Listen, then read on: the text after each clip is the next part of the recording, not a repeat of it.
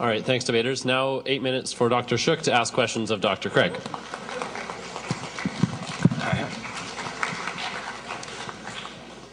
Okay, we've done a fair bit of wrangling over who has the burden of proof. I think we may be tiring of that. I am.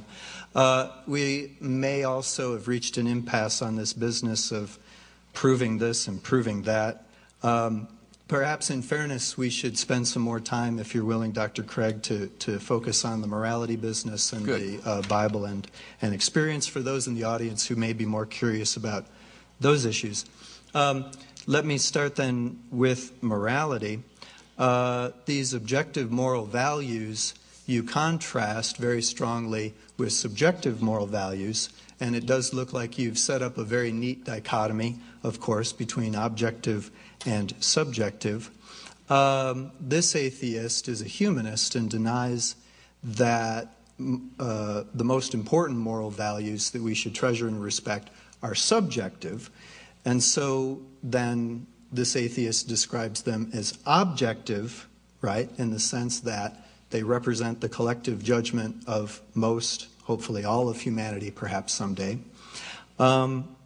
You would like to make the counter-argument, if I understand you correctly, and I'd like you to correct me if I'm mistaken, that even the view that humanity has reached some solid conclusions about some very important moral values still can leave plenty of room for an atheist to view these moral values as still subjective, and you would accuse such an atheist then of, you know, being apt to rape somebody at a moment's notice. No, I didn't say that, Dr. Shook. Could you clarify I never said an atheist was why apt exactly, to do this. Right.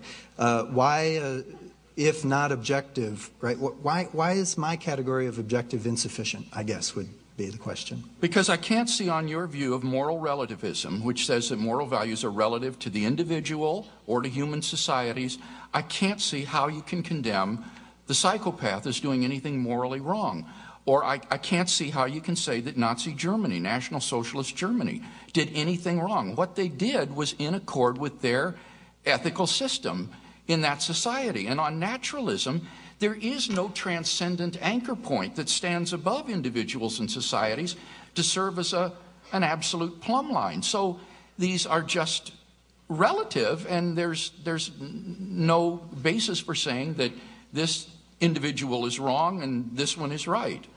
I understand. So this business of objectivity, where I describe it as not just this society or that person, but this business of sort of the collective wisdom of all of humanity that we want to preserve and pass on to the rest of humanity, still isn't good enough for you.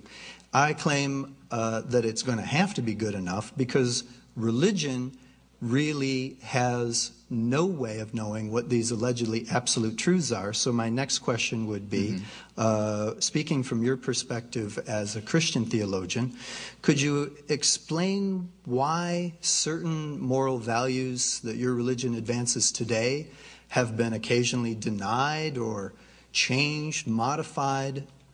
Take war, take capital punishment, take abortion, take divorce. If it's so easy for religion to find these objective moral truths when the atheist is somehow lost in the dark, why is there so much dissent even within one's own denomination these days? Why all the fighting? It's critical that we distinguish with respect to this argument between an epistemological argument and an ontological foundation for moral values. My argument is not that we need religion in order to tell us what is right and wrong, how to distinguish good from evil. I have never claimed that we need the guidance of religion for an epistemological purpose. In fact, quite the contrary, I believe as a Christian that God's moral law is written on our hearts so that we have a kind of instinctive grasp of the difference between right and wrong, and hence there are largely universal moral codes. My argument is one about the ontological foundations of morality.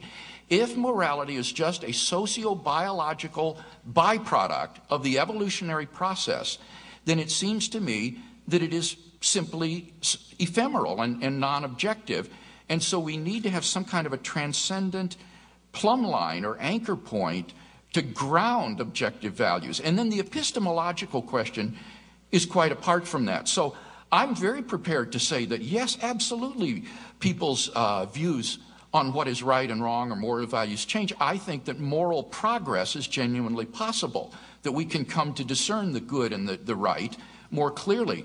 But on the naturalistic view, there is no such thing as moral progress. There's only moral change. But you cannot say that one is better approximating the good, because there is no absolute standard to which one is approximating.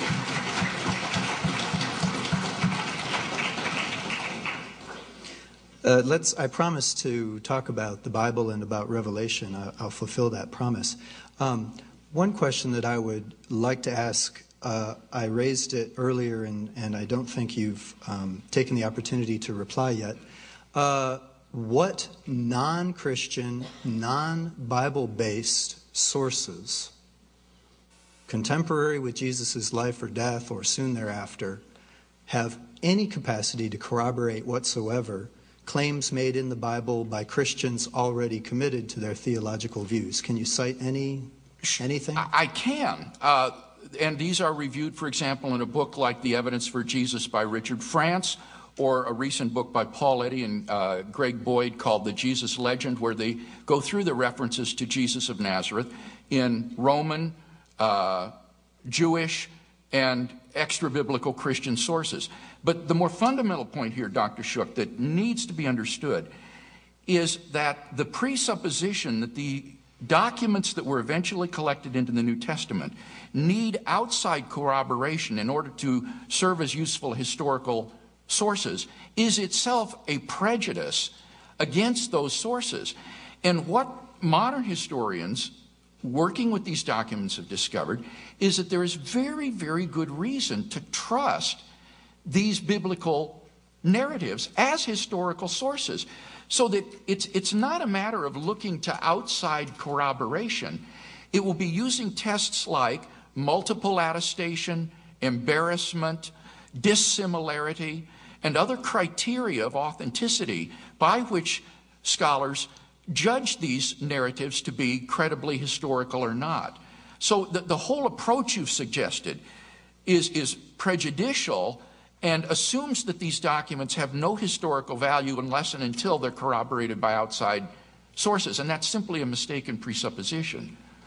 Nevertheless, it is the presupposition of academic historians who aren't already pre-committed to proving Christianity at whatever that's cost. not at all true. Let me make one last point. By your standards of historical credulity, Islamic scholars of the Quran therefore must be believed when they claim that an angel visited Muhammad and delivered the Quran. For you see, Islamic scholars of the Quran all agree.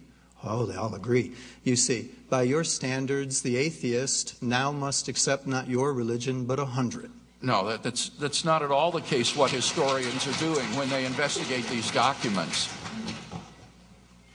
I'll give you 30 seconds to answer. Oh, when you investigate the Quran using these same sorts of criteria for historicity and authenticity, I think you can show that the Quran incorporates demonstrably legendary accounts into it, that it's got historical inaccuracies and so forth. And in fact, the evidence for the historical Jesus is far better than the evidence for the historical Muhammad in terms of the sources and the nearness of those sources to the date of the person living. So I would be quite prepared to do an even-handed, historically objective comparison of the Quran and the New Testament as historical sources. Thank you, Dr. Craig.